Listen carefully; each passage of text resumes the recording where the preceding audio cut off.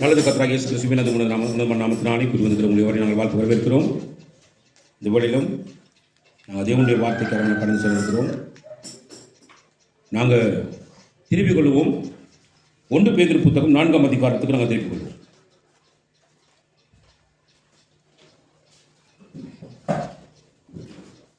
ஒன்று பேதுரு 4ஆம் அதிகாரம் 3வது வசனத்திற்கு வாசிங்க.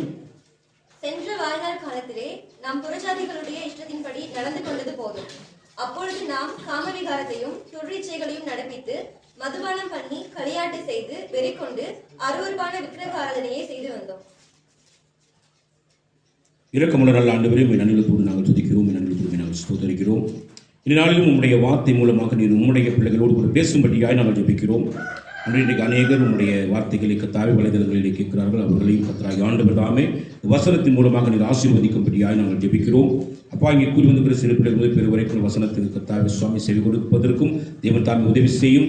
என்னை மறைத்து உண்மை நீர் வெளிப்படுத்தும்படியாக நாங்கள் ஜெபிக்கிறோம். பரிசுத்தாவின் பிரசன்னம் எங்கள் ஒவ்வொரு மீதும் வந்து தங்கும்படியாய் உங்களுக்கு ஒப்புக் கொடுக்கிறோம். இயேசு கிறிஸ்துவின் தூய நாமத்தில் ஜெபிக்கிறோம் எங்கள் ஜீவனுடைய நல்ல பிதாவே, ஆமென். இதனால் நாங்கள் பார்க்க போகிறதான ஒரு தலைப்பு தானே, அழிந்து போகிறவர்கள் மேல் உமது கண்களை திறந்தீர். அழிந்து போகிறவர்கள் மேல் உமது கண்களை திறந்தீர் என்றதான அந்த தலைப்போடு கூட நாங்கள் பார்க்கக்கூடியதான வார்த்தை நான் பார்க்கிறோம். நான் இப்பொழுது வாசித்தோம் 1 பேதுரு புத்தகம் 4ஆம் அதிகாரம் 3வது வசனம்.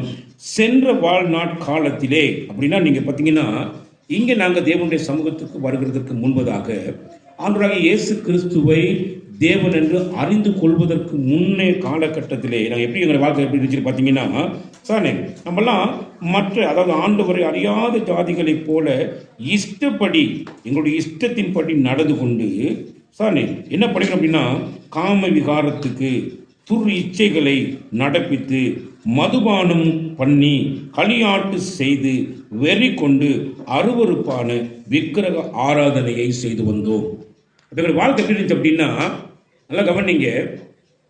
இந்த விக்கிரக ஆராதனை செய்கிறவங்களாம் பார்த்தீங்கன்னு சொன்னால் அவங்க என்ன பண்ணுவாங்க அப்படின்னு கேட்டால், அவங்க மெயினாகவே முதல்ல அந்த விக்கிரக ஆராதனை அவங்க செய்கிற சில பண்டிகை நாட்கள்லாம் அவங்க அவங்க பயன்படுத்துகிற மிக முக்கியமான காரியம் என்னென்னு பார்த்தீங்கன்னு சொன்னால் மதுபானம் தான். மதுபானம் இல்லாட்டி அவங்க என்ன பண்ண மாட்டாங்க, அவங்க என்ன செய்ய மாட்டாங்க அப்படின்னா அந்த பண்டிகைகளே கொண்டாட மாட்டாங்க. இதுதான் அவங்களுடைய லைஃப். இப்படி தான் நாங்களும் ஒரு காலத்தில் என்ன பண்ணிட்டு இருந்தோம் அப்படின்னு பார்த்தீங்கன்னா செய்துட்டு வந்துட்டு இருந்தோம். இப்போ இப்படிப்பட்ட சதானே நல்லா கவனிங்க. 4ஆம் வசனம் சொல்லுது, அந்த துன்மார்க்க உலகிலே அவர்களோட கூட நீங்கள் விழாமல் இருக்கிறதுனாலே அவர்கள் ஆச்சரியப்பட்டு உங்களை தூசிக்கிறார்கள். இப்போ அந்த மாதிரி துன்மார்க்கமான உலகிலே நாங்கள் என்ன பண்ணுறோம் அப்படின்னா விழுந்து கிடந்தோம். இப்போ ஒரு புதிய மாற்றத்துக்கு நகங்களை கற்றுக் கொண்டு வந்திருக்கிறார். அது எப்படி கொண்டாந்துக்கிறார் அப்படின்னு பார்த்தீங்கன்னா, அவருடைய கண்களிலே சானே என்ன நடந்துச்சு பார்த்தீங்கன்னா, எங்களை கவனித்ததுனால தான் நாங்கள் என்ன பண்ணிக்கிறோம் அப்படின்னு பார்த்தீங்கன்னா இன்றைக்கி ஒரு புதிய ஒரு ஜீவியத்துக்கு நேராக வழிநடத்தப்பட்டு கொண்டிருக்கிறோம். இல்லாட்டி எங்களுக்கு இப்படி வாய்ப்புகளுக்கு என்ன கிடைச்சிருக்காது. ஆனால் இன்றைக்கும் நாங்கள் என்ன பண்ணுறோம் அப்படின்னா தொடர்ச்சியாக நாங்கள் இதையே தான் பண்ணிட்டு இருந்திருக்கோம்.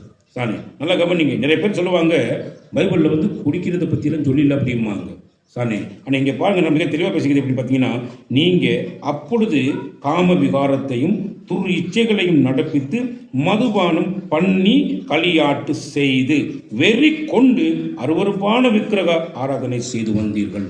இந்த வசனத்தில் பார்த்தீங்கன்னா நீங்கள் ரொம்ப மிக மிக முக்கியமான கட்டங்கள் நீங்கள் பார்க்கலாம். அப்புறம் என்ன பார்த்தீங்கன்னா சானே, இந்த விக்கிரக ஆராதனை எங்கே இருக்கும் அங்கே காம விகாரம் இருக்கும். எங்கே விக்கிரக ஆராதனை பண்ணுறாங்களோ அங்கே மதுபானம் என்ன பண்ணுவாங்க, அவங்க பண்ணிருப்பாங்க சானே. எங்கே அந்த இடத்துல விக்கிரகம் பண்ணுறாங்களோ அங்கே உங்களுடைய எண்ணங்கள்லாம் துர் இச்சைகள் எல்லாம் என்ன பண்ணிருக்கும், அங்கே செயலாற்றி கொண்டிருக்கும் சானே. இதெல்லாம் நம்ம பார்த்துட்டு பார்த்தீங்கன்னா அவங்களாம் வெறி கொண்டு அருவருப்பான காரியங்களை செய்து கொண்டிருக்கிறவர்களாக இருப்பார்கள். அப்படி தான் நாங்களும் ஒரு காலத்தில் என்ன இருந்தோம். ரைட், நாங்கள் வாசிப்போம். யோபு புத்தகம் 14ஆம் அதிகாரம் 1வது வசனம். யோபு புத்தகம் 14ஆம் அதிகாரம் 1வது வசனத்தை எடுத்து நான் வாசிப்போம்.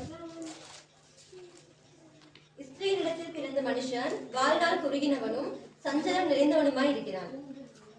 நல்ல கவனிங்க. இஸ்ரீனிடத்தில் அதாவது ஒரு பெண்ணிடத்தில், அது ஒரு பெண்ணுடைய கற்பம் தரித்து பிறந்ததான ஒரு மனிதனுடைய வாழ்க்கை அது எவ்விதமாக இருக்கும் அப்படின்னு பார்த்தீங்கன்னா சானே நல்லா கவனிங்க. சானே அவனுடைய வாழ்நாள் வந்து ரொம்ப குறுகின நாட்கள். வாழ்நாள் வந்து எப்படிப்பட்ட நாட்கள், மிகவும் குறுகின நாட்கள். அதான் அது நீங்கள் பார்த்தீங்கன்னா அதாவது ஆயுசு நாட்கள் 70, அதனுடைய பலத்தின் மிகுதி 80 அப்படின்னு சொல்லி நாங்கள் பார்க்குறோம். அப்போ அவ்வளவு குறைந்த அளவு ஒரு வாழ்க்கை வாழக்கூடியவர்கள். நேற்றைய தினத்தில் கூட நாங்கள் கேள்விப்படுகிறோம், ஒரு அருமையான ஒரு ஊழியக்காரர் மண்ணுக்குள்ளே போய் இறஞ்சிட்டார், இறந்து போயிட்டார். சதானே 10 வயசு பிள்ளை சதானே என்ன செய்யப்படுகிறது அப்படின்னு பார்த்தீங்கன்னு சொன்னாக்க, காமுகர்களாலே துஷ்பிரயோகம் செய்து என்ன செய்யப்படுகிறது, பிள்ளைகள் சாகடிக்கப்படுகிறார்கள். சானே குளிக்க போன ஒரு வாலிபப்பை 22 வயசு பொடியை நோவுட ஆற்று நினைஞ்சிட்டான், அப்படியே மூழ்கி செத்து போயிட்டான். இப்படிலாம் நீங்கள் பார்க்குற நேரம் ஆயுசு நாட்கள் மிகவும் குறைந்த நிலைமை.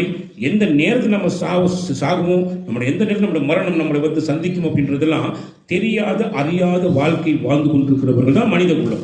அப்போ அந்த மனித குலம் அப்படின்னு பார்த்தீங்கன்னா என்ன சொல்ல அப்படின்னா, அந்த வாழ்நாள்கள்லாம் குறுகிருக்கும். அந்த குறுகின நாட்கள் வாழ்கிற வாழ்க்கையிலும் கூட சஞ்சலம் நிறைந்ததான ஒரு வாழ்க்கையாக இருக்கும். நிறைய சஞ்சலங்கள் இருக்கும் வாழ்க்கையில், அடிக்கடி சஞ்சலம் வந்து வந்து வந்து போய்கிட்டே இருக்கும். சாரி, அப்போ சஞ்சலங்கள் நிறைஞ்சு போயிருக்கும். இந்த சஞ்சலங்கள் நிறைந்த வாழ்க்கை எப்படி இருக்கும் அப்படின்னு பார்த்தீங்கன்னா, 2ஆம் வசனம் சொல்லுது, அவன் பூவை போல பூத்து அறுப்புண்கிறான், நிழலை போல நிலை நிற்காமல் ஓடி போகிறான். அப்போ பார்த்தீங்கன்னா பில்லு எப்படி வந்து உடனே ஒரு இடத்துல பில்லு முளைச்சி அது அப்படியே வந்து ஒரு பூ பூத்தோன்னே அந்த பூ பூத்து நின்று அந்த புல் அப்படியே ஆட்டோமேட்டிக்காக காஞ்சி போயிடும். அது மாதிரி ஒரு மனிதனுடைய வாழ்க்கை வந்து அந்த அளவுக்கு மோசகரமான நிலைமை இருக்குது. அது மட்டும் இல்லாமல் நிழலை போல, அப்போ சூரிய வெளிச்சம் வந்து ஒரு மரத்தின் மேலே படுகிற பொழுது அந்த சூரிய வெளிச்சம் எந்த பக்கத்தில் இருந்து அடிக்குதோ அந்த பக்கத்தில் அந்த நிழல் தெரியும், அந்த மரத்தோட நிழல் தெரியும். ஆனால் அந்த பக்கத்தில் நிழல் என்ன செய்யும் அப்படின்னா, சூரிய ஒளி அப்படியே வந்து வந்து அது மாறி போகிற நேரம் அந்த நிழலே இல்லாமல் என்ன செஞ்சிடும், போயிடும். அது போல தான் ஒரு மனிதனுடைய வாழ்க்கை வந்து ஒரு நிழலை போன்ற ஒரு வாழ்க்கை. ஒரு மனிதனுடைய வாழ்க்கை ஒரு நிழல் மாதிரி.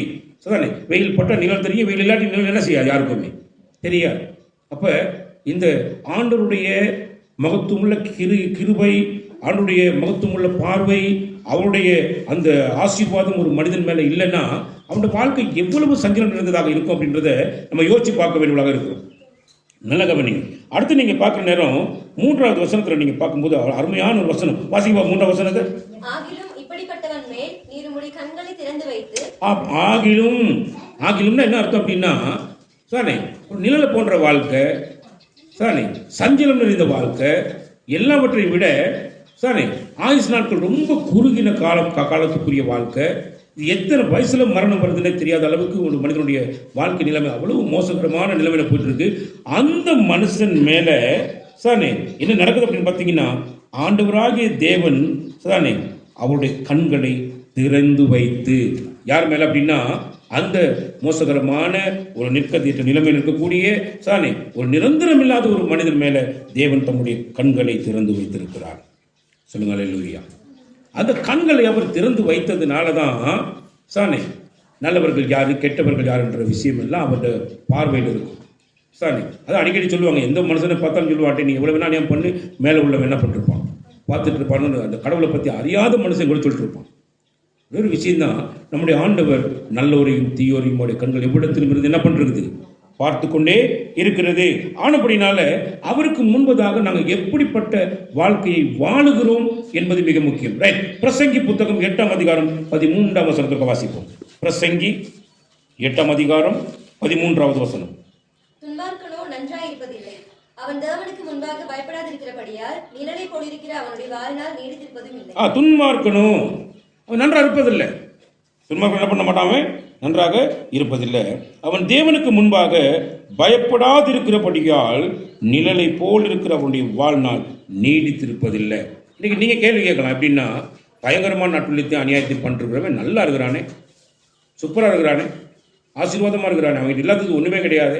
அப்படி பார்த்தா அவன் தான் வயசில் கூடுன வயசோடு இணைஞ்சிட்டு இருக்கிறான், உலகத்தில் வாழ்ந்துட்டு இருக்கிறான் அப்படின்ற ஒரு கேள்வியெல்லாம் நம்ம எல்லாருக்குள்ளேயும் எழும்பும். அநியாயம் பண்ணுறவங்க வந்து அநியாயமாக சம்பாதிக்கிறவங்க வித்தியாசம் என்ன இருக்கிறான் சார். அப்போ இந்த வேத வசனம் வித்தியாசமாக சொல்லுது அப்படின்னு சொல்லி நாம் என்ன பண்ணுவோம் அப்படின்னா, அந்த வசனத்துக்கே நம்ம என்ன செய்வோம் கேட்டால் கேள்வி எழுப்பக்கூடிய மக்களாக இருக்கும். அப்படி இதுலேருந்து என்ன விலை கொள்றீங்க அப்படின்னு பார்த்தீங்கன்னா, நல்லா கவனிங்க சார். இந்த துன்மார்க்கனுடைய வாழ்க்கை வந்து எப்படிப்பட்டதாக இருக்கும் அப்படின்னா, இந்த உலகத்தில் அவன் வாழ்கிற பொழுது ஒருவேளை 100 வயசு வரைக்கும் கூட இருக்கலாம், இல்லை 120 வயசு வரைக்கும் கூட அவன் இருக்கலாம். ஆனால் அவன் நல்லா இருக்கிற மாதிரி நம்முடைய கண்களுக்கு தெரியும். ஒரு விஷயம் பார்த்தீங்கன்னா, அவனுக்கு தேவனுடைய கண்களிலே கிருபை கிடைக்காம அவன் என்ன பண்ணுவான்னா, அந்த ரட்சிப்பை இழந்தவனாக அவன் என்ன செய்வான் பார்த்தீங்கன்னா, மரணம் என்னும் 2ஆம் மரணத்துக்கும் அவன் சொந்தக்காரன் ஆகிடுவான். அப்போ 2ஆம் மரணத்துக்கும் சொந்தக்காரனாகக்கூடிய ஒரு நிலைமை யாருக்கு இருக்கு அப்படின்னு பார்த்தீங்கன்னா, அந்த தேவனுக்கு பயப்படாத வாழ்க்கை வாழுகிறதான ஒவ்வொரு மனிதனுக்கும் அது என்ன செய்யப்பட்டிருக்கிறது, அது கொடுக்கப்பட்டிருக்கிறது. நல்ல கவனிங்க. அப்போ தேவனுக்கு எப்படி பயப்படலாம், தேவனுக்கு பயந்தா என்னெல்லாம் நடக்கும் அப்படின்னு பார்த்தீங்கன்னா நல்ல கவனிங்க. நம்ம இந்த உலகத்தில் சரிதானே நாம் எப்படியெல்லாம் வாழ்ந்து கொண்டிருந்தோம், எங்களுடைய வாழ்க்கை முறை எப்படி இருக்கிறது. இப்போ இந்த இடத்துல இருக்கிற நிறைய பேர் வீட்டில் நீங்கள் போய் உங்களுடைய வீட்டில் பெற்றோர்கள் அல்லது உங்களுடைய சார்ந்தவர்கள் சரிதானே இந்த மாதிரியான குடிச்சு வெறிச்சு களியாட்டம் பண்ணி சரிதானே அவங்க வெறியர்களாக இருந்து கொண்டு விக்கிர ஆராதனைலாம் பண்ணி கொண்டு காம விகாரத்துக்கு நேராக போய் கொண்டிருக்கக்கூடியவர்கள்லாம் ஒருவேளை நம்முடைய வாழ்க்கை நினைப்பாங்க. அப்போ இப்படிப்பட்டவர்கள் இந்த இடத்துல இல்லாமல் இருக்கலாம். ஆனால் நாம யாராவது ஒருத்தர் இருக்கிறோம் அப்படின்னா நமக்கு முடியும் அவங்களுக்கு தேவனுக்கு பயப்படுகிற பயம் இன்னதென்று போதிக்கப்பட்டுச்சு. இதை நீங்கள் நம்மளும் ஒரு பாப்பம் என்ற ஒரு அறிவித்தல் எங்களால் என்ன செய்ய முடியுமா அவர்களுக்கு கொண்டு போய் கொடுக்க முடியும் சார். ஏன்னா நாங்கள் தெரிந்து கொண்டவர்கள் தான். அதாவது ஒரு வைத்தியசாலையே தெரிந்து கொள்ளும். அந்த வைத்தியசாலை போய் ஒரு டாக்டரை போய் சந்திச்சு ஒரு வியாதிக்கு மருந்து இருக்கிறவங்களுக்கு தெரியும். இந்த டாக்டர்கிட்ட போனேன், மருந்து எடுத்து நல்ல அருமையான மருந்து குடித்த உடனே எனக்கு விடுதலை கிடைச்சிச்சின்னு அந்த மருந்தை எடுத்து அதை குடித்து அந்த விடுதலை பெற்றவனுக்கு தான் சொல்ல முடியுமே தவிர அதில் அனுபவம் இல்லாதவனுக்கு போய் என்ன செய்யலாம்? அந்த டாக்டரை பற்றி என்ன செய்யலாம்? டாக்டரை பற்றி வைத்தியசாலை போய் சொல்ல முடியாது. இப்போ நாமெல்லாம் இயேசு கிறிஸ்துவனுடைய அந்த அன்பை, அவருடைய இரக்கத்தை, அவருடைய விலையேற பெற்ற கிருபையை ருசி பார்த்தவர். அப்போ எங்களுக்கு தான் போய் சொல்ல முடியும் அவர் இவ்வளோ பெரிய கிருபை உள்ள தேவன், அவரை நாடுனா நம்ம இப்படிப்பட்ட வாழ்க்கை நம்ம என்ன செஞ்சுட்டு இருக்கலாம் அப்படின்னு சொல்லி நம்ம என்ன செய்யலாம்னா நாங்கள் அவரிடத்துல சொல்லலாம். ரைட். இப்போ நல்ல கவனிங்க, கர்த்தருக்கு பயந்து வாழுகிற ஒரு வாழ்க்கை அது எப்படிப்பட்ட வாழ்க்கை அப்படின்னா, நீதிமொழிகள் புத்தகம் 28ஆம் அதிகாரம் 13ஆம் வசனத்தினுடைய முதல் பகுதியை ஒரு வாசிங்க. வாழ்வு உலகத்தில் ஒரு வாழ்க்கை, இது இல்லாமல் சரிதானே நரகத்தில் ஒரு வாழ்க்கை, இது இல்லாமல் நித்திய ஜீவனில் ஒரு வாழ்க்கை இருக்குது உலகத்தில். நீங்கள் பார்த்தீங்கன்னா மனுஷர்களுக்கு நம்ம நினச்சிட்டு இருப்போம் மிச்சம் மனுஷனாக பிறந்துட்டோம் செத்துட்டோம் அப்படின்ற மாதிரி நினச்சிட்டு இருக்கான் ஒரு மனுஷன். இல்லை, நரகம் பரலோக ராஜ்யம் ரெண்டு இருக்குது. அப்போ இந்த துன்மார்க்கன் சரிதானே அவன் என்ன பண்ண மாட்டான் அப்படின்னு பார்த்தீங்கன்னா, துன்மார்க்கன் அவன் நீடித்த நாட்களாக என்ன செய்யறதில்லை, அவன் இருப்பதில்லை, அவன் நீடித்திருப்பதில்லை. அப்போ நீடித்திருக்கக்கூடிய வாழ்க்கை துன்மார்க்கனுக்கு என்ன செய்யாது, கிடைக்காது. அதுக்கு என்ன காரணம் அப்படின்னா, அவன் தன்னுடைய பாவங்களை மறைக்கிறவனாக இருக்கிறபடினால சரிதானே அவனுக்கு என்ன கிடைக்காது அப்படின்னு பார்த்தீங்கன்னா வாழ்க்கை கிடைக்கவே கிடைக்காது. அவன் பாவத்தை ஏன் மறைக்கிறான் அப்படின்னு பார்த்தீங்கன்னா, அவன் செய்கிற பாவத்துக்கு ஏற்ற மாதிரியே சரிதானே அவனுடைய வழிபாடு முறைகளையும் காண்பிப்பான். தான் செய்த பாவம் இப்படி தான் பண்ணுறேன் அப்படின்னா இது பாவம் இல்லையே, நான் மட்டுமா செஞ்சுட்டு இருக்கேன் சரிதானே, நான் கும்பிட்ற கடவுள் தான் என்ன பண்ணிருக்கிறேன், அந்த காரியத்தை என்ன பண்ணிட்டு இருக்கிறார் செஞ்சுட்டு இருக்கிறேன். ஒருத்தர் குடிக்கிறோன்னு அப்படி கேட்டால் நான் மட்டுமா குடிக்கிறேன், எங்கள் சாமி தான் என்ன பண்ணுறது குடிக்குது அப்படிமா சரிதானே. இப்படி பல காரியங்கள் எல்லாம் அவன் என்ன பண்ணுவான்னா, அவன் செயல்பட்டு கொண்டிருக்கிற அநேக விதமான வழிபாட்டு முறைகளிலேயே இவன் செய்கிற அத்தனை பாவத்தையும் அதுக்குள்ளே மறைப்பான். அதுக்குள்ளே மறைச்சிட்டு தன்னை நீதிமான போல காட்டி கொண்டிருப்பான். ஆனால் அவன் யாராக இருப்பான் அப்படின்னு பார்த்தீங்கன்னா மிகப்பெரிய துன்மார்க்கனாக இருப்பான். யாருடைய பார்வையில், தேவனுடைய பார்வையில் இருப்பான். அப்போ இவன் அந்த பாவத்தை எல்லாம் மறைப்பான். பாவத்தை மறைக்கிற பொழுது அவனுடைய வாழ்க்கையில் என்ன கிடைக்காது அப்படின்னு பார்த்தீங்கன்னா, வாழ்க்கை அவனுக்கு என்ன செய்யாது, துன்மார்க்க, அதாவது தன் பாவங்களை மறைக்கிறவன் வாழ்வடைய மாட்டான், அவனுக்கு வாழ்க்கை இல்லை. குறிப்பிட்ட காலம் இந்த உலகத்தில் வாழ்கிற பொழுது எவ்வளவு சஞ்சனங்கள் வந்தாலும் எவ்வளவு பிரச்சனைகள் வந்தாலும் அவன் தன் துன்மார்க்கத்தினாலேயே அது எல்லாத்தையும் ஒரு மாதிரி மேற்கொண்டு அப்படி ஒரு மேலோட்டமான ஒரு வாழ்க்கையை வாழ்ந்துக்கிட்டு போயிட்டு கடைசியாக அவனுடைய வாழ்க்கை மரணத்தை சந்திக்கிற பொழுது அந்த மரணம் அவனுக்கு இன்னொரு மரணத்தையும் ஆயத்தப்படுத்தி வச்சிருக்கும். இன்னொரு மரணத்தை என்ன பண்ணி வச்சிருக்கும், ஆயத்தப்படுத்தி வச்சிருக்கும். சானே நீங்க வெளிப்படுத்தின விசேஷம் 21ஆம் அதிகாரம் 8வது வசனத்தை வாசிச்சீங்கன்னா அது இன்னும் ஒரு மரணம் என்னங்கிறத நீங்க கண்டுபிடிக்கலாம். வாசிக்க பார்ப்போம்.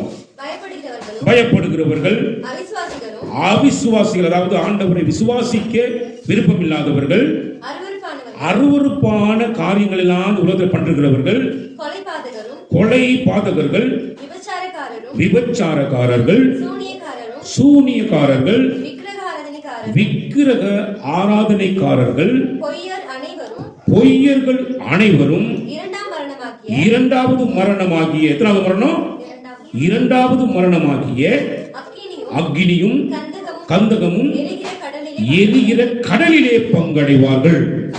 நல்லா புரிந்து கொள்ள வேண்டும். இது வெளிப்படுத்தின விஷயம் சொல்லுது. நிறைய பேருக்கு பயம். எதை குறித்த பயம் அப்படின்னா, ஒன்றும் இல்லாததுக்கு மேல பயம். இப்போ கை இருக்கும், கால் இருக்கும், கண் இருக்கும், மூக்கு இருக்கும், வாய் இருக்கும். பெரிய பிரம்மாண்டமான ரீதியில், உயர்ந்த ரீதியில் பெரிய பெரிய உருவங்கள்லாம் நீங்கள் செய்து வச்சுருப்பாங்க, நீங்கள் பார்த்துருப்பீங்க. சாரி, இதெல்லாம் நமஸ்கரித்து கொண்டிருக்கிற ஜனங்கள் பயத்தில் தான் என்ன பண்ணுவாங்க அப்படின்னா, ஐயோ இந்த இந்த இந்த கிழமை நான் இதை செஞ்சுட்டு அடுத்த கிழமை செய்யாமல் விட்டாலே என் குடும்பத்துக்கு மிகப்பெரிய பிரச்சனை நான் செஞ்சிடும் வந்துடும், நான் செத்து போயிடும், ஏன்னா என்னை பழி வாங்கியும் இப்படின்றதான பயத்தை தங்களுடைய வாழ்க்கையில கொண்டு வச்சுட்டு இருப்பாங்க. எதுக்கு அப்படின்னு பார்த்தீங்கன்னா, எது மேல பயம் இருக்கும் அப்படின்னு கேட்டீங்கன்னா, நன்மையும் செய்ய முடியாத தீமையும் செய்ய முடியாது இருக்கக்கூடியதான அந்த உருவங்கள் மேல் பயத்தை வச்சுட்டு பயந்துட்டு இருப்பாங்க. அந்த பயம் உள்ளவர்கள் வந்து ஏன் அவங்களுக்கு அந்த நரகம் என்ற இரண்டாவது மரணம் கிடைக்குது அப்படின்னா, அவங்களுக்கு 6 அறிவுகளை கர்த்தர் கொடுத்திருக்கிறார். ஆனா அவங்களுக்கு அது என்ன செஞ்சுக்க முடியல அப்படின்னா, அதுல உண்மையிலேயே அது நன்மையை செய்யுமா தீமையுமா அப்படின்னு முடியல. அவங்க அதை குறித்து அறிவிச்ச பொழுதும் அறிவு இருந்தும் அதை விட்டு அவங்க வெளியே வர முடியாத நிலைமையில தங்களை அப்படியே அதிலேயே அடக்கி ஆளுகை செய்து கொண்டிருக்கிறபடினாலதான் அவர்களுக்கு அவ்வளவு பெரிய தண்டனையை ஆண்டு என்ன பண்ணிச்சுக்கிறார், வச்சிருக்கிறார். அது நன்மை செய்யாது தீமை செய்யாது.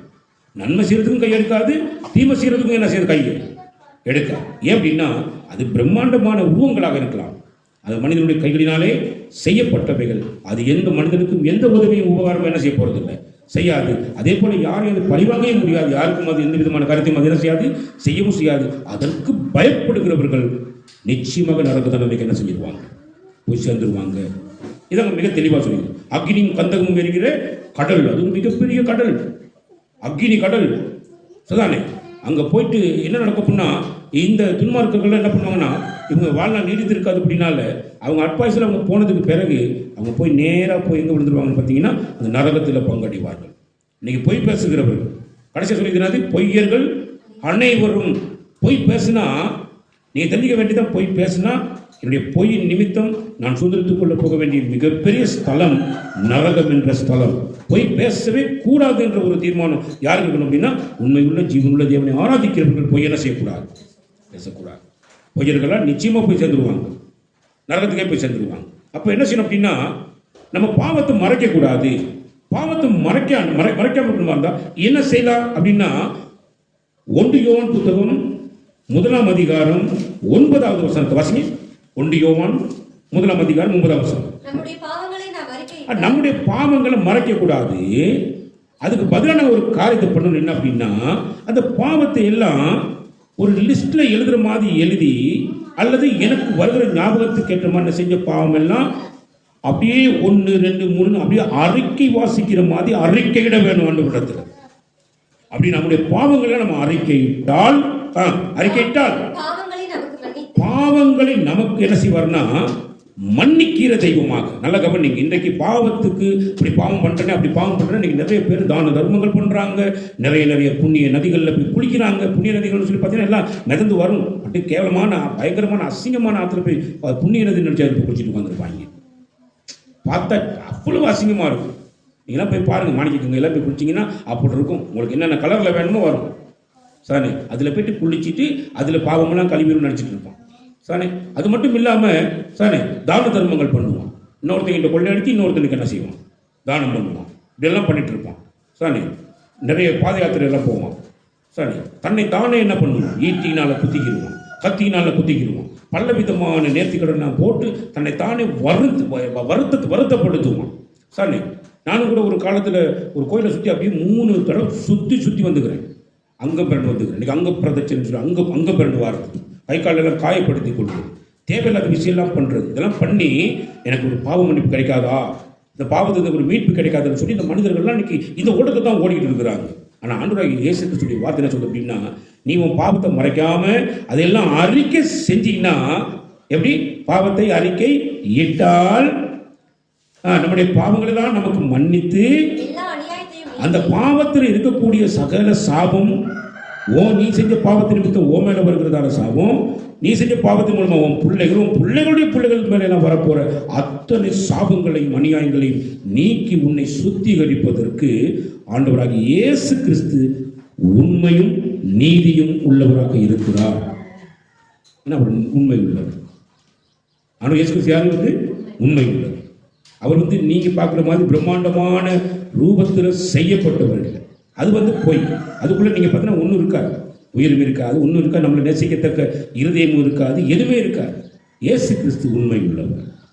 அப்ப நீ பாவத்தை அறிக்கையிட்டால் உனக்கு பாவ மன்னிப்பு கிடைக்கும். அப்ப பாவத்தை மறைக்காம நீ பாவத்தை அறிக்கையிட்டால் உனக்கு என்ன கிடைக்கும், வாழ்க்கை என்ன செய்யும், உனக்கு கிடைக்கும். அப்ப தன் பாவங்களை மறைக்கிறவன் வாழ்வடைய மாட்டான். அதை அறிக்கை செய்து விட்டு விடுகிறவனோ என்னதை பெறுவான், இரக்கத்தை பெறுவான். எந்த இரக்கத்தை பெறுவானா, இந்த வானத்தையும் பூமியையும் படைத்து நரகத்தையும் பரலோக ராஜ்யத்தையும் சரியாக உண்டாக்கி சாரி பாவத்தை மறைக்கிறவனுக்கு நரகத்தையும் பாவத்தை அறிக்கை செய்து விட்டு விடுகிறவனுக்கு பரலோக ராஜ்யத்தையும் ஆண்டவர் உண்டாக்கி வச்சிருக்கிற அந்த இயேசு கிறிஸ்து என்ன பண்ணுவார்னா நமக்கு ஒரு நித்திய வாழ்வுகளுக்கு என்ன செய்வார் ஆண்டவர் கொடுப்பார். அப்படி நீங்கள் தெரிஞ்சு கொள்ள வேண்டும். Sorry right. இப்போ நீங்கள் அடுத்து பார்த்தீங்கன்னா சாரி நீங்கள் சிறு வயது முதலே நம்முடைய வாழ்க்கையில் வந்து எப்படியான காரியங்கள்லாம் நாங்கள் கடைபிடிக்க வேணும் அப்படின்னு நீங்கள் பார்க்குற நேரம் சாரி நீங்கள் பார்த்தீங்கன்னா எபேசியர் புத்தகம் 6ஆம் அதிகாரம் 2வது வசனம் வாசிங்க. உனக்கு நன்மை உண்டாயிருப்பதற்கும் பூமியிலே உன் வாழ்நாள் நீடித்திருப்பதற்கும் உன் தகப்பனையும் உன் தாயையும் கனம் பண்ணுவாயாக. நல்ல கவனிங்க. உனக்கு நன்மை. இன்னைக்கு நிறைய பிள்ளைகளோட வாழ்க்கையை பாருங்க நன்மை இல்லை. தங்களுடைய விருப்பப்படியெல்லாம் போயிட்டு எல்லா காரியத்தையும் பண்ணிருப்பாங்க. படிக்கிற காலத்தில் சின்ன வயசில் வந்து பிள்ளைகள் வந்து என்ன செய்வாங்க அப்படின்னா தகப்பனுக்கு ஒரு பயந்த மாதிரி இருப்பாங்க. குறிப்பிட்ட காலங்கள் வருகிற பொழுது அவருடைய வாழ்க்கையில் வந்து ஒரு பருவ மாற்றங்கள் வருகிற பொழுது அவன் என்ன பண்ணுவான் அப்படின்னா ஆண்டவருடைய வார்த்தையாகிய இந்த ஆண்டவருடைய ஸ்தானத்தில் இருக்கக்கூடிய ஆண்டவருடைய ஸ்தானத்துக்குள்ள இருக்கக்கூடிய தகப்பனை தாயை கனம் பண்ணாமல் போய் எல்லாம் தன்னுடைய இஷ்டத்துக்கு சகலத்தையும் என்ன பண்ணிருப்பான் ஒரு பிள்ளைகள் பண்ணிட்டு இருப்பான். அப்படி பண்ணிட்டு இருக்கிறது கூட ஆண்டவர் தேவன் என்ன சொல்றார் அப்படின்னா மிக தெளிவாக சொல்றார் வந்து உனக்கு வந்து தீமை உண்டாகி இருப்பதற்காக நீ என்ன செய்யணும் உன் தகப்பனையும் உன் தாயையும் நீ கனவீனப்படுத்து. அப்படின்னா நீ கனம் பண்ணுனா கனம் படுத்தாம போனா உனக்கு என்ன வந்து கிடைக்கும்? உனக்கு தீமை வந்து கிடைக்கும். நீ தீமையை நீ உன் வாழ்க்கையில் நீ அனுபவிக்கணுமாக இருந்தா உன் தகப்பனையும் உன் தாயை நீ என்ன செய்ய நீ முடிஞ்ச வரைக்கும் என்ன பண்ணு நீ கனவீனப்படுத்து. உனக்கு உன்னை பெற்று உன்னை வளர்த்து உன்னை படிக்க வச்சு உன்னை ஆளாக்கி சகலத்தையும் பண்ணிட்டு இருக்கிற உன் தகப்பனும் தாய் உனக்கு இருக்கிறாங்கன்னா அவங்க உனக்கான எல்லா விஷயத்தையும் உனக்கு செய்து வைப்பாங்க செய்து கொடுப்பாங்கன்றதான மொத்த நம்பிக்கையும் உள்ளவனாக ஒரு புள்ள தன்னுடைய தகப்பன் மேல தாய் மேல நம்பிக்கை வச்சிருப்பான்னு சொல்லி பார்த்தீங்கன்னு சொன்னா கர்த்தருக்குள்ளாக என்னுடைய தகப்பன் இந்த தாய் கர்த்தருக்குள்ளாக இருக்கிறாங்க. அவங்க நிச்சயம் என்னுடைய வாழ்க்கையில் ஒரு அற்புதத்தை அருமையான விதத்தில் எனக்கு வாழ்க்கை செஞ்சு முடிப்பாங்கன்னு சொல்லி ஒரு புள்ள வந்து அந்த தகப்பனையும் தாயை அவங்க கனம் பண்ணுவாங்களா இருந்தாக்க ஆணுடைய பார்வையில் வெளியேற பெற்றதாக இருக்கும். அப்படினால அவனுக்கு என்ன கிடைக்கும் அப்படின்னா அவனுக்கு நன்மை கிடைக்கும். அப்ப நன்மையை போல நல்லதை போல நல்ல உருவங்களாக பார்க்கறது நல்ல உருவமா இருக்கும். நன்மை நிறைஞ்ச மாதிரி நம்ம கண்ணுக்கு தெரியும். ஆனா பாத்தீங்கன்னா குறிப்பிட்ட காலங்கள் போகும்போது அதுல இருந்து வரக்கூடிய அத்தனையும் என்னவா மாறும் அப்படின்னு பாத்தீங்கன்னா அது தீமையாக என்ன செஞ்சுட்டு இருக்கும். அவ்வளவு தீமையின் உருவங்கள் வந்து உள்ளுக்கு வந்து உருவெடுத்து வரும்பொழுதுதான் தெரியும் ஐயோ இப்படிப்பட்ட ஒரு நிலைமைக்கு நம்ம ஆளாகிட்டோமே. இது இங்கேருந்து இவ்வளோ நம்ம நினைக்கவே இல்லை. இப்படி பார்க்கும்போது இப்படி நம்ம பார்க்கலையே. இதெல்லாம் எங்கேருந்து வருது? இப்போ தான் சுயரூபங்கள்லாம் இணைஞ்சிட்டு உள்ள இருக்கு வெளியே வருதுன்ற விஷயத்தை எங்களால் காணக்கூடியதாக இருக்கு. பானபடினால வேதம் சொல்லுது நல்லா கவனிங்க சாரி அந்த அழிந்து போகிற ஒவ்வொரு மனுஷன் வாழ்க்கையையும் தேவனுடைய கண்கள் வந்து பார்த்திருக்கிறது எதற்காக அப்படின்னா நல்லா கவனிங்க அழிவுக்கு ஏதுவான பாதையில போற ஒவ்வொருவரையும் அந்த அழிவிலிருந்து மீட்டு அவங்கள சரியான பாதையில நடத்தி அவங்களுக்குரிய ஆசீர்வாதத்தையும் அவங்களுக்குள்ள அநேக நன்மைகளையும் அவர்கள் பெற்றுக்கொண்டு நித்திய வாழ்வுக்கு நேராக அவர்களை நடத்த வேண்டும் என்பதற்காகவே தான் ஆண்டவர் தம்முடைய கண்களை அந்த அழிந்து போகிற மனுஷர்கள் மீது திறந்திருக்கிறார் என்று நாங்கள் பார்க்கிறோம். நல்லா கவனிங்க. அப்படி திறந்து பார்த்த அந்த மனிதன் மறுபடி இப்படியான பாவங்களை செய்யலாமா செய்யக்கூடாது. அப்ப நீ நன்மை உனக்கு உண்டாகணுமா இருந்தால் உன் தகப்பன தாய் நீ என்ன பண்ணிடு நீ கனம் பண்ணிடு சாரி நீ கனவீனப்படுத்தினா அது உனக்கு தீமையின் உருவங்கள் உன்னுடைய வாழ்க்கையில நீ புதுசு என்ன செய்ய வேண்டி வரும் வாழ்க்கையில நீ காண வேண்டி வரும். அதனால நீ கவனமாக சொல்லி அங்க சொல்றாங்க. நல்லா கவனி. அடுத்து நீங்க பாத்தீங்கன்னா சாரி பிரசங்கி புத்தகம் 12ஆம் அதிகாரம் பி பகுதி ஒரு வாசிங்க. பிரசங்கி புத்தகம் சாரி 8ஆம் அதிகாரம் 12b. அவருக்கு முன்பாக பயந்திருப்பவர்களே நன்றாயிருப்பார்கள் என்று அறிந்திருக்கிறேன். ஆண்டவருக்கு முன்பாக பயந்திருக்கிறவர்கள் தான் என்ன செய்வாங்க அப்படின்னு பார்த்தீங்கன்னா நன்றாயிருப்பார்கள். அவ எப்படி பயப்படுறது? கர்த்தருக்கு எப்படி பயப்படுறது அப்படின்னா கர்த்தர் கொடுக்கிறதான வாக்கு தத்தங்களை வாக்குறுதிகளை நீ பிடிச்சு கொள்ள வேண்டும். உனக்காக கொடுக்கிற கட்டளைகளை நீ கை கொண்டு நடக்க வேண்டும். அப்படி கட்டளைகளை கை கொண்டு நடக்கும் போதுதான் நீ உன்னுடைய ஆண்டவருக்கு பயந்து நடக்கிறாய் என்பதை ஆண்டவர் அறிந்து கொள்ளுவார். நீ வந்து கர்த்தருக்கு பயப்படுற ஏன்னா நான் ஆண்டவர் சொன்னபடியே செய்து முடிக்கிறதான ஒரு அருமையான ஒரு குணாதிசயம். ஆண்டவர் சொன்னபடி செய்கிறது அவருடைய வார்த்தைக்கு கீழ்ப்படிஞ்சு நடக்கிறது. அந்த வார்த்தைக்கு கீழ்ப்படிஞ்சு நடக்கும் பொழுது அவன் தேவனுக்கு பயப்படுகிற மனிதனாக இருக்கிறான். ஆனபடினால இங்கே சொல்லப்படுகிறது என்ன பார்த்தீங்கன்னா, சாரி, அவருக்கு முன்பாக, எவருக்கு முன்பாக? ஆண்டவருக்கு முன்பாக. எத்தனை பேர் ஆண்டவர் பார்த்துக்கிறீங்க? நேர்களை பார்த்துருக்கிறீங்க? நானும் பார்த்தது, நேர்களை பார்த்தது. ஆனால் நம்முடைய எண்ணங்களில் இருக்க வேண்டிய ஒரு மிகப்பெரிய ஒரு எண்ணம், ஒரு ஸ்திரமான நம்பிக்கை என்ன அப்படின்னா, சாரி, நம்மளை சுற்றிலும் அவருடைய கண்கள் இருக்கு, நம்மளை அவதானிச்சு கொண்டிருக்கிறது. நம்மளை சுற்றி நம்மளை அவதானிச்சு கொண்டிருக்கிறார். கர்த்தருடைய கண்கள் எவ்விடத்திலும் இருந்து, அப்படின்னா எந்த இடத்துல இருந்து எங்களுக்கு பாத்ரூமுக்குள்ள கூட நாங்கள் என்ன பண்ணிருக்கோங்கிறத அவதானிக்கக்கூடியது. படுக்கைகள் என்ன பண்ணிருக்கோம் அப்படிங்கிறத நாங்கள் அவதானிக்கக்கூடியது. நம்ம சந்திலையும் புத்திலையும் போயிட்டு என்ன பண்ணிருக்கிறோங்கிற அவ்வளவு விஷயத்தையும் அவதானிக்கக்கூடியது. நல்லோரையும் தீயோரையும் அவருடைய கண்கள் எவ்விடத்திலும் இருந்து என்ன பண்ணிட்டு இருக்குது? பார்க்கிறது. அப்படின்ற பயம். அப்படின்னா எவ்விடத்திலிருந்து பார்க்கக்கூடிய அந்த கண்கள் எனக்கு முன்பதாக ஒரு உருவமாக நிற்க முடியாது. நான் அவரை பார்த்து இவர் இங்கே தான் நிற்கிறாருன்னா, எங்கள் அப்பா இங்கே இருக்கும்போது, அப்பா உள்ளே இருக்கும்போது நான் பாதிக்கு உட்காந்துருப்பேன். அப்பா இல்லைன்னா நான் பெரிய வேலையை பண்ணிருப்பேன். இப்போ என்னை யாராவது வந்து பார்த்துட்டு இருக்கிறோம், நான் எதுவும் பண்ண மாட்டேன், நம்மள மாதிரி இருப்பேன். நம்ம யாரும் கவனிக்கல அப்படின்னு தெரிஞ்சுன்னா உடனே நம்ம என்ன பண்ணிடுவோம்? நம்ம எல்லா வேலையும் பண்ணிடுவோம். இது மனிதர்களுடைய வாழ்க்கை பகுதியில் நடக்கக்கூடிய சம்பவம். தேவன் அப்படி இல்லை. சாரி, அவர் எங்கும் வியாபித்திருக்கிறவர்.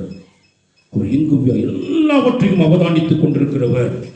நீ நல்லவனா கெட்டவனா என்பதை ஒரு ஜட்ஜ்மெண்ட்ல இருக்கக்கூடிய ஒரு நீதிபதி கூட கண்டுபிடிக்க முடியாது.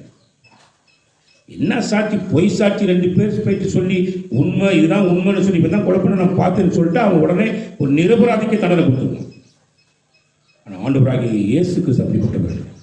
அவர் தெரியும் யார் நீதி உள்ளவன், யார் அநீதி உள்ளவன், யார் பொய் பேசுறான், யார் மெய் பேசுறான், யார் நல்லது செய்யறான், யார் கெட்ட செய்யறான். அத்தனை காரியங்களையும் ஆண்டவராகிய இயேசு கிறிஸ்து அவ்வளத்தையும் மறைந்திருக்கிறதை எல்லாவற்றையும் அவர் பார்த்துட்டு இருப்பார். ஆனப்படினால் அவரை நோக்கி பார்த்து, ஆண்டவரே நான் எந்த பாவம் எந்த கொலை குற்றம் பண்ணல, என்ன நீங்க விடுதலையாக்க உங்களால் முடியும்னு சொல்லி இயேசு கிறிஸ்துவை நோக்கி ஒருத்தன் எங்கேயாவது ஒரு குகைக்குள்ள இருந்து விண்ணப்பம் பண்ணினாலும் ஆண்டவர் அங்கே அவன் வெளியே கொண்டு சேர்த்துடுவார். ஏன்னா ஆண்டவருக்கு முடியும் எந்த பெரிய சிறைச்சாலை கதவுகளையும் உடைத்து அவரை வெளியே கொண்டு வருவதற்கு. நல்ல கவனி, இதுதான் ஆண்டவருடைய வேலை.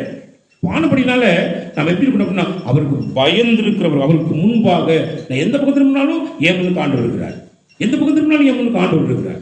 இந்த பயம் உனக்கு இருக்குன்னா சாதானே நீ எப்படி இருப்ப அப்படின்னா நன்றாயிருப்ப. எப்படி இருப்ப? நன்றாயிருப்ப. ஆண்டவர் மிக அருமையாக எங்களுடைய வாழ்க்கை என்ன செய்யறார், இந்த வார்த்தை கூட எங்களோடு கூட இடைப்படுகிறார், எங்களோடு கூட என்ன செய்யறார் வந்து பேசுகிறார். நல்ல கவனிங்க. அப்ப சாதானே அப்ப ஆண்டவருடைய பார்வையில நாம வந்து அவருக்கு பயந்துதான் நடக்கிறோம் என்றதான ஒரு காரியம் அவருடைய பார்வையில வெளிப்படுமாகில் சதானே நாங்கள் நன்றாக இருக்கும்படியான ஒரு காரியத்தை கர்த்தருடைய வாழ்க்கை என்ன பண்றாரு பார்த்தீங்கன்னா ஏற்படுத்தி விடுகிறார். இப்போ நீங்க பார்த்தீங்கன்னு சொன்னா யோவான் புத்தகம் 14ஆம் அதிகாரம், யோவான் புத்தகம் 14 திருப்பிக் கொள்ளுங்க. யோவான் புத்தகம் 14ஆம் அதிகாரம்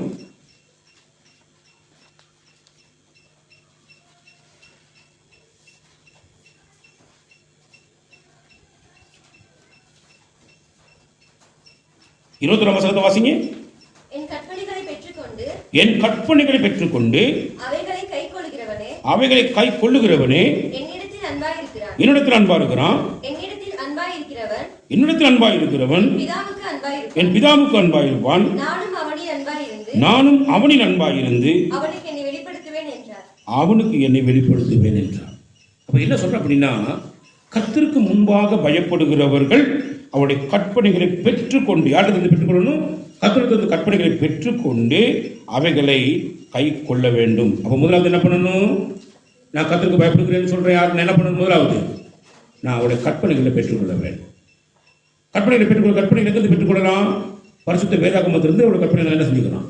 பெற்றுக்கொள்ளலாம். அதுக்கு பூரா அவருடைய கற்பனை நான் ரெண்டாவது என்ன செய்யணும்? என் வாழ்க்கை கை கொள்ள வேண்டும். அப்படி கை கொண்டால்தான் நான் வந்து என்ன வருகிறேன் அப்படின்னா சதானே, அதாவது நான் கர்த்தரிடத்தில் அன்பா இருக்கிறேன் என்பதற்கு ஒரு அடையாளத்தை ஆண்டவர்களுக்கு என்ன செய்ய வந்து வெளிப்படுத்துறான். அந்த அன்பை எப்படிப்பட்ட சொல்லி பார்த்து சொன்னா, என்னது அன்பா இருக்கிறவன் என் பிதாவுக்கு அன்பா இருப்பான். அப்படின்னா ஆண்டவராகிய இயேசு கிறிஸ்துவை உனக்காகவும் எனக்காகவும் இந்த உலகத்தில் உள்ள சகல ஜாதிகளுக்காகவும் தானே அனுப்பின பிதா. அவர் எதுக்காக அனுப்பினார் அப்படின்னு பார்த்தீங்கன்னா, ஒருவனும் கெட்டு போகாமல் எல்லாரும் தானே நல்லா குறுகிய வாழ்க்கை அல்ல, நிரந்தரமற்ற வாழ்க்கை அல்ல, அவ்வளவு பேரும் நித்திய ஜீவனுள்ள வாழ்க்கையை அவர்கள் பெற்றுக்கொள்ள வேண்டும் என்பதற்காகவே தேவன் தம்முடைய ஒரே பேரான குமாரனை இந்த உலகத்துக்கு என்ன பண்ணுகிறார்? அனுப்பியிருக்கிறார். அந்த பிதாவாகிய தேவனால் படைக்கப்பட்ட இந்த வானமும் பூமியும், வானத்தில் உள்ளவைகள் பூமியில் உள்ளவைகள், இப்படிப்பட்ட சகல காரியங்களிலிருந்து வரக்கூடிய சகல நன்மைகளையும் யார் பெற்றுக்கொள்ள முடியும் அப்படின்னு பார்த்தீங்கன்னா, ஆண்டவருக்கு பயப்படுகிற அந்த மனிதனுக்கு, அவனுடைய கற்பனைகளை கைக்கொள்வதற்காக கற்பனையை பெற்றுக்கொண்ட அந்த மனிதனுக்கு ஆண்டவர் அத்தனை நன்மைகளையும் அருள் செய்கிற தேவனாக என்ன செய்வார்? இருப்பார் என்பதை மிக தெளிவாக நாங்கள் இங்கே என்ன செய்கிறோம்னு பார்த்தீங்கன்னா, இந்த வேதத்தை நாங்கள் கற்றுக்கொள்கிறோம். ஆகவே நல்ல கவனிங்க சானே. மறுபடியும் நாங்கள் திருப்பிக் கொள்வோம் சானே. 1 பேதுரு புத்தகம் 4ஆம் அதிகாரம், 1 பேதுரு புத்தகம் 4ஆம் அதிகாரத்துக்கு மறுபடியும் நாங்கள் திருப்பிக் கொள்வோம். திருப்பிக் கொண்டோமா? 7ஆம் வசனத்தை வாசிங்க. எல்லாவற்றிற்கும் முடிவு சமீபமாயிற்று, ஆகையால் தெளிந்த புத்தியுள்ளவர்களாய் இருந்து ஜெபம் பண்ணுவதற்கு ஜாக்கிரதையுள்ளவர்களாய் இருங்கள். இப்ப நீங்க கடைசியா நீங்க இதுல இருந்து என்ன எதிர்பார்க்கறீங்க அப்படின்னா, எல்லாவற்றிற்கும் அப்படின்னா என்னது? எல்லாவற்றிற்கும் என்ன வரப்போகுதான்? முடிவு வரப்போகிறது. இந்த முடிவு நீங்க பார்த்து எல்லாரோட பார்வையிலையும் என்னடா இது, ஆண்டவராகிய இயேசு கிறிஸ்து வரப்போறாரு, அவருடைய முடிவு சீக்கிரம் வரப்போகுதுன்னு சொல்லி அப்போஸ்தலனாகிய பேதுரு எழுதி வச்சுக்கிறாரு. கிறிஸ்துவுக்கு பின் சுமார் 70 ஆண்டுகளுக்குள்ள எல்லாம் எழுதி வச்சுக்கிறாரு. இன்னைக்கு கிட்டத்தட்ட 2000 வருஷம் 2026 வருஷம் முடிஞ்சு போச்சு. ஆனா இன்னும் என்ன செய்யல, முடிவு வரல அப்படின்னு நிறைய பேர் சொல்லிட்டு இருப்பாங்க. நல்லா கவனிங்க. ஒரே ஒரு விஷயம் நம்ம அறிந்து கொள்ள வேண்டிய மிக முக்கியமான விஷயம் என்ன அப்படின்னா, இங்க அப்போஸ்தலனாகிய பேதுரு சொல்றாரு, ஆண்டவருக்கு ஒரு நாள் எத்தனை வருஷமா? 1000 வருடங்கள். அப்ப இயேசு கிறிஸ்துவுக்கு முன்னால ஒரு 4000 வருஷம், இயேசு கிறிஸ்துவுக்கு பின்னால ஒரு 2000 வருஷம். எத்தனை வருஷங்கள் இருக்கு மொத்தமா? எத்தனை வருஷம்? 6000 வருஷம். இந்த 6000 வருஷத்தை ஒரு நாளை 1000 வருஷம் படி கணக்கு பார்த்தீங்கன்னா 6000 வருஷம் எத்தனை நாள் ஆகும்? 6 நாள் ஆகும். சார் அப்படின்னு 7வது நாள் என்ன செய்யல? 7வது நாள் என்ன செய்யல? வரையில்லை. அப்ப உலகத்து மனுஷங்க சொல்லுவாங்க, இவங்க போய் சொல்லிருக்காங்க, இவங்க என்ன பண்ணிருக்காங்க? போய் சொல்லிட்டு இருக்காங்க. ஆண்டவர் இயேசு கிறிஸ்து வருவார் போய் விட்டே பெற்றுக்கிறான் அப்படின்னு சொல்லுவோம். ஒரு ஞாபகம் வச்சுக்கிறீங்க, அவருடைய கணக்கின்படி, தேவனுடைய கணக்கின்படி சாரி இன்னும் 7 நாள் என்ன செய்யலைங்க?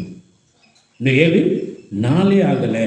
7 நாளே ஆகாமல் இருக்கக்கூடிய இந்த பிரபஞ்சம் முடிவுக்குள் வரப்போகிற நாள் எப்பங்கிறது யாருக்குமே என்ன செய்ய முடியாது, கண்டுபிடிக்க முடியாது. அவருடைய தூதர்களுக்கு கூட தெரியாதுன்னு சொல்லி வேதத்தில் என்ன செய்யப்பட்டிருக்கிறது, எழுதப்பட்டிருக்கிறது. இப்போ நம்ம எவ்வளோ பயபக்தியாக இருக்க வேண்டும் கொஞ்சம் யோசிச்சு பாருங்க. சாரி அப்போ நீங்கள் நீங்கள் 2 பேதுரு புத்தகத்தில் நீங்கள் அந்த வசனத்தை வாசிக்கலாம். 2 பேதுரு புத்தகத்தில் அந்த வசனத்தை நீங்கள் என்ன செய்யலாம்? வாசிக்கலாம். 9வது வசனம், அதாவது 3ஆம் அதிகாரம். உங்களை தாமதிக்கிறார் என்று சிலர் எண்ணுகிறபடி கர்த்தர் தமது வாக்குத்தத்தத்தை குறித்து தாமதமாயிராமல் ஒருவரும் கெட்டு போகாமல் எல்லாரும் மனம் திரும்ப வேண்டும் என்று விரும்பி நம்ம நீடிய பொறுமை உள்ளவராக இருக்கிறார். முன்னாடி 8 வருஷம் சொல்லுது, பிரியமானவர்களே, கர்த்தருக்கு ஒரு நாள் 1000 வருஷம் போலவும் 1000 வருஷம் ஒரு நாள் போலவும் இருக்கிறது என்று இந்த ஒரு காரியத்தை நீங்கள் அறியாதிருக்க வேண்டாம், நீங்க அறிந்து கொள்ளுங்க அப்படிங்கிறார். இப்ப நல்லா கவனிங்க. அப்ப சரிதானே, எனக்கு நல்லா தெரியும் என் ஆண்டவர் இன்னும் வருவதற்கு எப்போ வரப்போறாரு எனக்கு தெரியாவிட்டாலும் நிச்சயமா தெரியும். இன்னும் 7 நாளே என்ன செய்யலைங்க ஆகல. ஏன்னா அவருடைய பார்வையில் 7 நாள் ஆகிருச்சுனாலே அங்கே வேலை முடிஞ்சு போயிடும். சகஜம் என்ன படிப்பார்? ஏன்னா 7ங்கிறது பைபிளில் எங்கே பார்த்தாலும் 7 நீங்கள் பார்த்தீங்கன்னா அவ்வளவு பூரணத்தை எங்களுக்கு என்ன செஞ்சுட்டோம், வெளிப்படுத்தி விட்டோம். அப்போ 7வது நாள் வருகிற பொழுது ஒரு வேலை தேவனுடைய வருகை முடிச்சிடும். பண்ணபடினால தான் எல்லாவற்றிற்கும் முடிவு சமீபமாக இருக்கிறது. ஆகையால் நீங்கள்லாம் சாரி முட்டாள்தனமாக வாழாதீங்க. சாரி நீங்கள் சும்மா தேவையற்றதுக்கெல்லாம் பயப்படாதீங்க. நன்மையை செய்யக்கூடியதுக்கு பயப்படுங்க, தீமை செய்யக்கூடிய தீமை செய்யாது நன்மை செய்யாது பெரிய பெரிய உருவ அமைப்பில் இருக்கக்கூடிய உருவங்களை கண்டு பயப்படாதீங்க. பொய் சொல்லாதீங்க. அருவருப்பான காரியங்கள் எல்லாம் நீங்கள் என்ன செய்யாதீங்க, பண்ணாதீங்க. பிறகு ஆராதனை பண்ணாதீங்க. பில்லி சூனியம் என்ன செய்யாதீங்க, பண்ணாதீங்க. சாரி நீங்கள் இதெல்லாம் பண்ணுவீங்கன்னா நீங்கள் நேராக எங்கே போய் சேர்ந்துருவீங்க? நரகமாகிய அக்னியும் கந்தகம் எரிகிற பயங்கரமான கடலில் போயிட்டு என்ன செய்வீங்க? பங்கடைஞ்சிருவீங்க. ஆனப்படினால நீங்கள் ஒன்று செய்யுங்க, விழிப்புணர்வு உள்ளவர்களாக விழித்திருந்து, தெளிந்த புத்தி உள்ளவர்களாக இருந்து, சரி ஜாக்கிரதை உள்ளவர்களாக இருந்து ஜெபம் பண்ணுங்கள். எப்படி பண்ண இருக்கீங்க? எல்லாவற்றுக்கும் முடிவு சமீபமாயிருச்சு. ஆகையால் என்ன செய்யுங்க?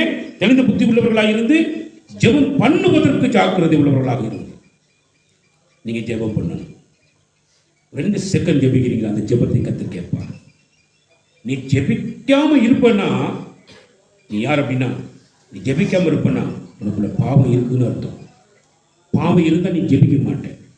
அந்த பாவத்தை நீ மறைச்சினா நீ வாழ்வடைய மாட்ட. சரி, அப்படி பாவத்தை அறிக்கை செய்து விட்டு விட்டால் இரக்கம் பெறுவ. இரக்கம் பெற்ற நீ தெளிந்த புத்தி உள்ளவனாக இருந்து தேவனை நோக்கி ஜெபம் பண்ணுவ. இது நீ சரியா உன்னுடைய வாழ்க்கையை ஆராய்ச்சி பார்த்தீங்கன்னா உனக்குள்ள பாவம் இருந்தால் ஒருத்தருக்கும் என்ன செய்ய முடியாது, ஜெபம் பண்றதுக்கு முடியாது. அப்ப ஜெபம் பண்ண முடியலன்னா ஏன் ஜெபிக்க முடியல? என்னுடைய வாழ்க்கை ஜெபம் போதாம இருக்குது, காரணம் என்ன அப்படின்னா எனக்குள்ள பாவம் எங்கேயோ ஒரு மூலையில மறைக்கப்பட்ட பாவம் என்ன பண்ணிருக்கேன், ஆளுகை செய்து கொண்டிருக்கிறது. இல்லாம நீ சும்மா ஜெபிச்சுட்டு இருக்கனா, நீ பாவத்துக்கு மனம் திரும்பாம தேவனுக்கு பயப்படாம ஜெபிச்சுட்டு இருக்கனா, நீ சும்மா ஆகாயத்தில் சிலம்பம் பண்ணிட்டு வந்திருப்ப. அப்படின்னா ஆகாயத்தை நோக்கி சும்மா கத்திட்டு இருப்ப. ஓ ஜெபம் கத்திரி சமூகத்தை என்ன செய்யாது, ஒரு போதும் எட்டாது. அப்ப எல்லாத்துக்கும் முடிவு வந்துருச்சு. சரி, அப்படினால நீங்க என்ன செய்யுங்க, எப்படி இருங்க, எப்படி இருங்க, தெளிந்த புத்தி இருங்க. உங்களுக்கு தெளிந்த புத்தி கொடுக்கப்பட்டிருக்கு, பகுத்தறிவு கொடுக்கப்பட்டிருக்கிறது, 6 அறிவு கொடுக்கப்பட்டிருக்கிறது. 6 அறிவு பெற்றுக்கொண்ட நீ தெளிந்த புத்தியை இழந்து விட்டு சரி நீ என்ன செஞ்சிடக்கூடாது அப்படின்னு பார்த்தீங்கன்னா, சரி நீ ஜெபம் பண்ணாமல் இருந்துடக்கூடாது. நீ ஜெபம் பண்ண வேண்டும், உன்னுடைய ஜெபத்தை கர்த்தர் கேட்க வேண்டும். அப்படி கேட்டாதான் சதனை அழிந்து போகிற அநேக மனிதர்களை கர்த்தருடைய கண்கள் நோக்கி பார்க்கும். நீ ஜெபிக்கணும், ஆண்டவரே நிறைய பேர் அழிஞ்சு போயிட்டு இருக்காங்க, நிறைய பேர் முட்டாள்தனமான வாழ்க்கை வாழ்ந்து அழிஞ்சு போயிட்டு இருக்காங்க. என் மேல உங்களுடைய கண்கள் திறந்தது போல அவர்கள் மேலேயும் ஆண்டவரே கிருபையாய் கண்ணோக்கி பாருங்கள். அவர்களையும் நீங்கள் ஒருவேளை ஒரு விஷயம் உங்களை கண்கள் திறந்து நீங்கள் அவர்களை பார்த்து அவர்களையும் ரட்சியும் என்று சொல்லி நாங்கள் ஜெபிக்கிறவர்களாக மாறுவமாக இருந்தால் ஆண்டவர் தாமே நம்ம ஒவ்வொருவரையும் ஆசீர்வதிப்பாராக. ஆமென்.